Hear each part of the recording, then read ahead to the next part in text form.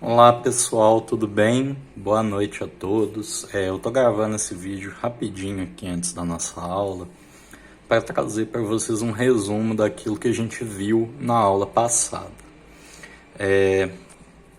Eu queria ter postado esse vídeo um pouco antes, só que minhas semanas estão um pouco corridas e às vezes pegar o papel e colocar todas as ideias demora um pouquinho. Então eu tô acabando deixando para postar na semana da aula seguinte, mas vou adotar esse modelo, tá, gente? Como a nossa última aula ficou muito grande, ela ficou com cerca aí de 1h30, mais ou menos, um pouquinho menos, né? A gente começou às 8h50, 1h10 mais ou menos. Achei que ia ficar muito pesado para colocar no Google Sala de Aula. Então vamos lá. Na aula passada, o que eu quis fazer com vocês foi uma pequena introdução para a fotossíntese. E a fotossíntese é uma matéria em biologia, como eu falei para vocês, que vai ficando um pouco cabeluda. Então, por isso que eu pedi a todos vocês que estudassem, que lessem o capítulo antes, tentassem ter pelo menos algum contato com a matéria antes da aula. Fotossíntese nada mais é do que a síntese de carbono orgânico a partir da luz e de compostos inorgânicos. E para a gente entender esse processo, a primeira coisa que eu preciso falar com vocês é sobre o que é energia. Energia é um conceito muito difícil de a gente definir, né? Não é tão simples. Se vocês perguntarem para qualquer professor de física de vocês, provavelmente ele vai ter uma certa dificuldade em responder. Então eu não quero também dar uma definição completa sobre o que é energia. Mas para a gente dá para utilizar uma das definições possíveis de energia, que é a capacidade de se realizar trabalho. Trabalho em física é quando você tem uma força percorrendo algum tipo de distância em que essa força esteja atuando nesse percorrimento da distância. Eu acho que eu consegui definir mais ou menos bem, se eu me lembro direito da definição de trabalho. Não sou muito bom em física, mas isso vai funcionar para a gente na biologia em alguma medida. Na segunda parte da aula, eu quis trazer algumas noções sobre bioenergética, que é o estudo das relações energéticas dos seres vivos. E a coisa mais fundamental da gente entender é que todos os seres vivos requerem uma fonte de energia. Energia é alguma coisa que vai dar a esses seres a capacidade de realizar trabalho. Muitas vezes esse trabalho vai ser bombear alguma substância contra um gradiente de concentração, vai ser manter o funcionamento da célula. E eles precisam de uma fonte de energia. Então, os seres vivos são classificados de acordo com o tipo de fonte de energia que eles utilizam, que são basicamente duas: ou compostos químicos ou a luz. Aqueles que utilizam compostos químicos são conhecidos como organismos quimiotróficos. E esses organismos quimiotróficos podem ser divididos em quimiorganotróficos, ou seja, aqueles organismos que obtêm energia a partir de compostos químicos orgânicos, como a glicose, ou quimiolitotróficos, que são aqueles que obtêm energia a partir de compostos químicos inorgânicos. Lito quer dizer rocha, né? Quer dizer mineral. Então eles vão ter algumas relações aí com o hidrogênio, o enxofre, o ferro. Alguns organismos litotróficos vão utilizar essas substâncias para obter energia, enquanto os organotróficos utilizam primariamente a glicose. Aqueles organismos que utilizam a luz são chamados, que fazem fototrofia ou organismos fototróficos.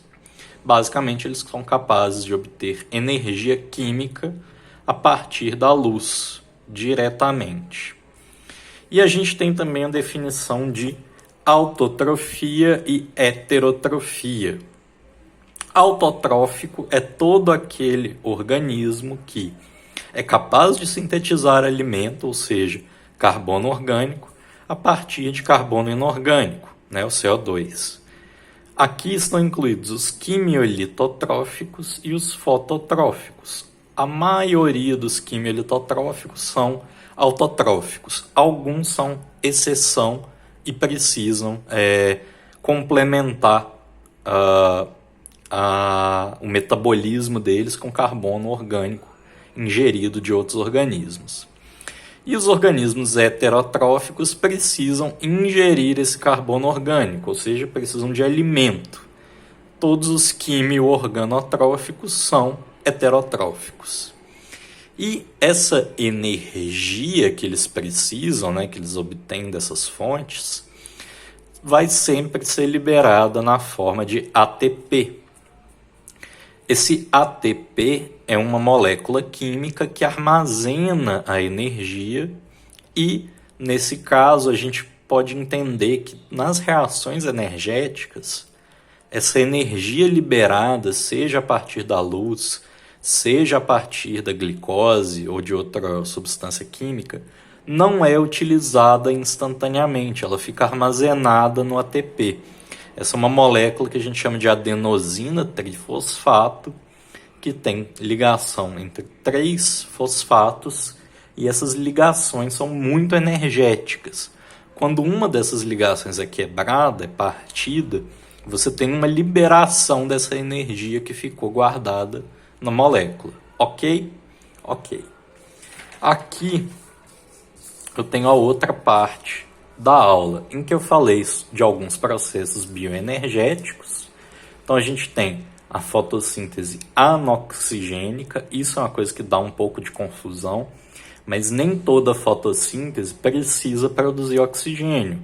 A fotossíntese anoxigênica não produz.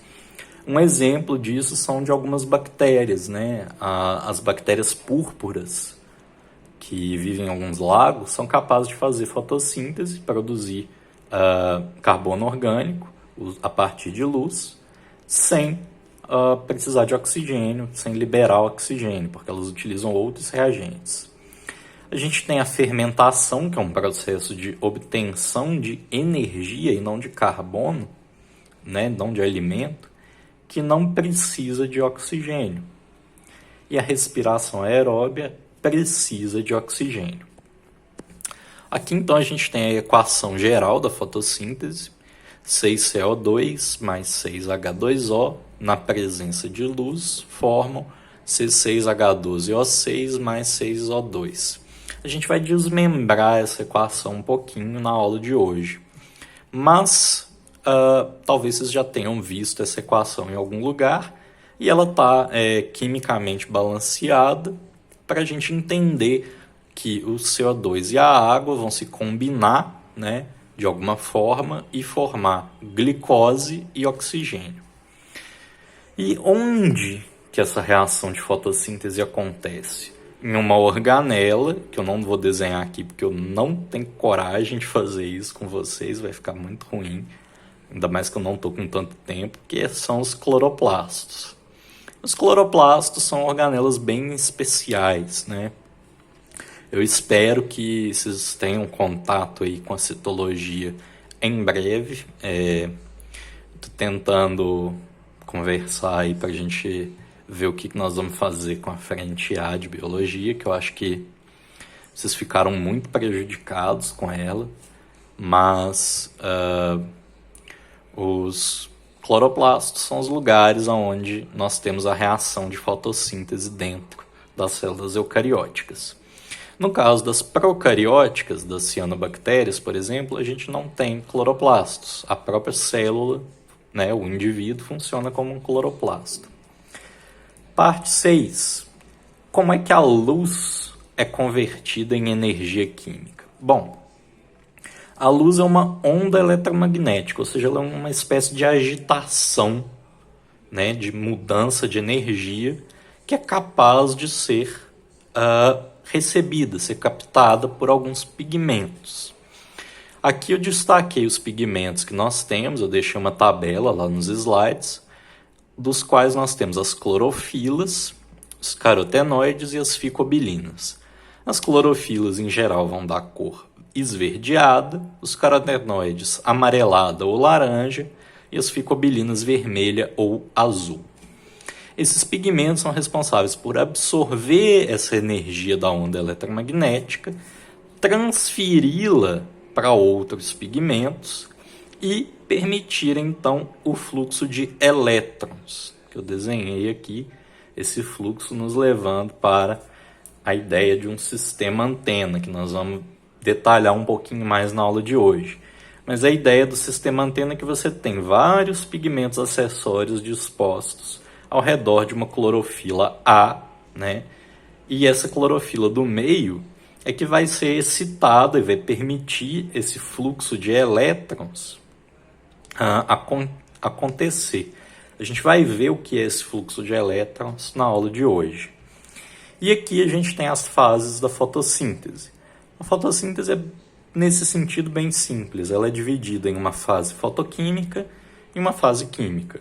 A fase fotoquímica depende da presença de luz para acontecer e a fase química não. Ela pode acontecer na ausência de luz, desde que você forneça o substrato necessário para o prosseguimento dessa fase química. Ok? Pessoal, um abraço para vocês. Logo, logo a gente está se encontrando aí na aula hoje à noite. E bons estudos para vocês, tá bom? Até mais.